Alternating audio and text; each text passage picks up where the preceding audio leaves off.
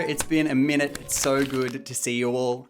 So firstly, I've got some pretty big personal news to share, but if you're just here for the League of Legends news and you don't give a shit about me, you can click on the timestamps below to skip ahead. So I haven't really been making a lot of videos lately. There hasn't been a lot happening that's actually inspiring to create a video on, and I don't want to do videos on nothing just for the sake of it. But today that changes because we've got a couple of big things to talk about, really exciting things coming to League. But firstly, probably the biggest patch change to my own life since my birth.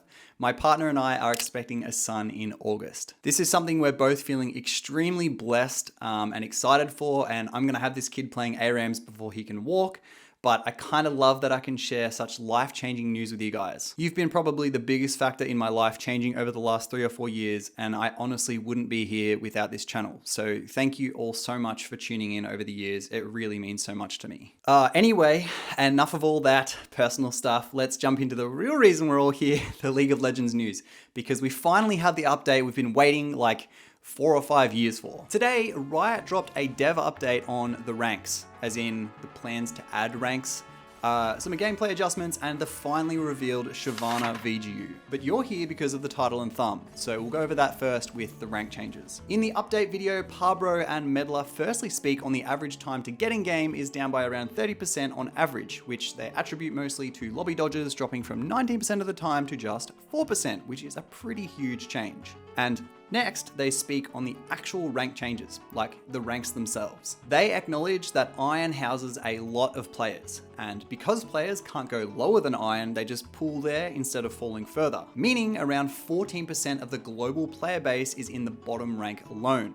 But this consists mostly of seasoned veterans, which I guess is their nice way of saying they're hard stuck Iron, but not actually new players, which are wanting to learn the game. Meaning they get all of the flame, but none of the new learning experience alongside other new players, which is actually how it should be. It's not really their fault that they're new. Quote, "So we chose to adjust the MMR to rank correlation to get more experienced players out of Iron and keep Iron a true home for new players. But even that adjustment might still not be enough to really distinguish between new skill levels, and we might even need an entirely new rank below Iron," which is where the thumbnail and title comes from. Now, I actually think this is the right move. I think keep Iron players in Iron and have another rank either adjacent to or below Iron called, I don't know, like Recruit or Wood or something like that if we want to stick in line with the memes. But then they speak on basically the exact same issue happening at the top of the ladder as well. Quote, "The skill differential between a player in Diamond 4 and Diamond 1 was roughly the equivalent of the difference between Bronze 4 and High Silver.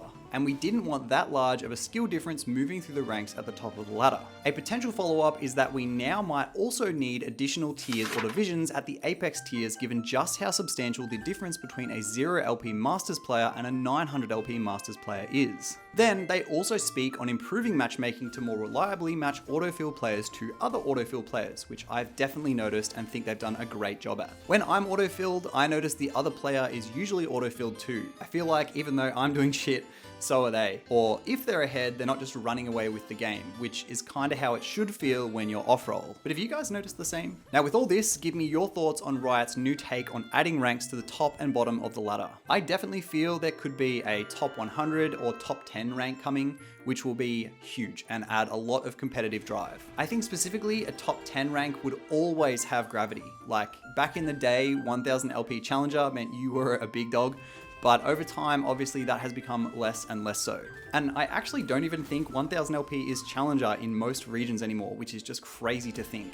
But if you were to say have top 10 in your stream title, for example, you really gotta mean business, and that would attract people to watch and more so keep players fighting for that top 10 rank.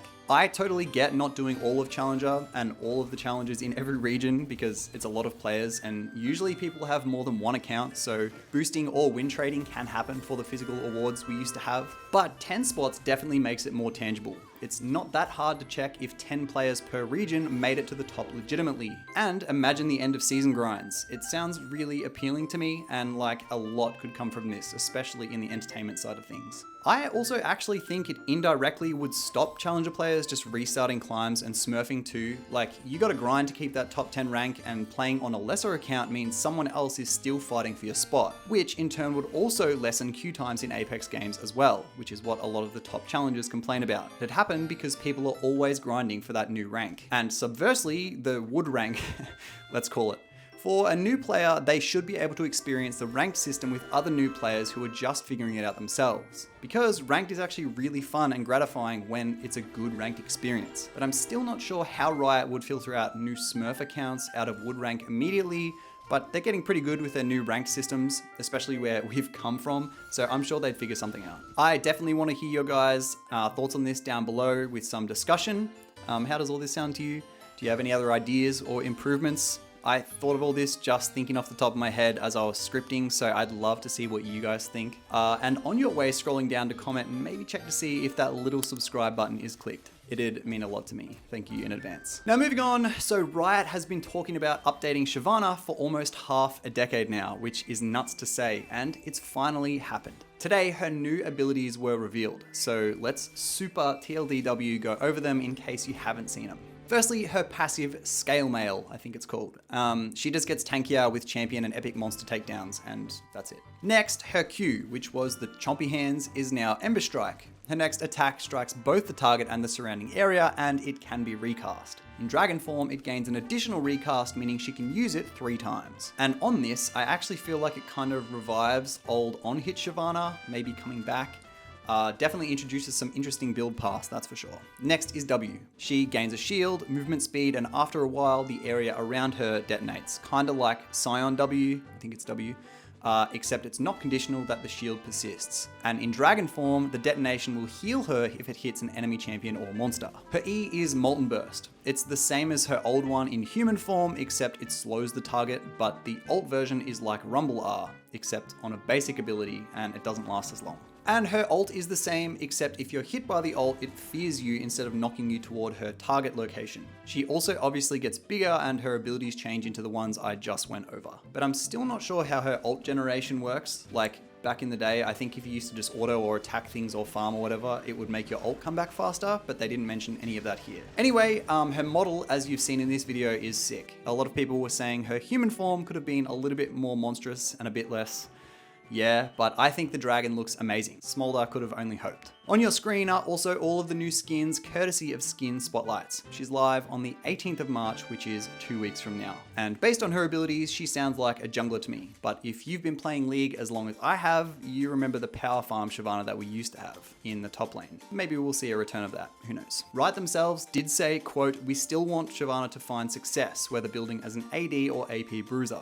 That said, we know a few of you really love to play Magic Artillery Mage Shyvana, so we made sure to keep that playstyle intact, just not as her most optimal build path." So it sounds like Nuke AP Shyvana is still a choice for those of you who loved it. Riot also hinted at a special leg day bundle, which is hilarious that they still remember that.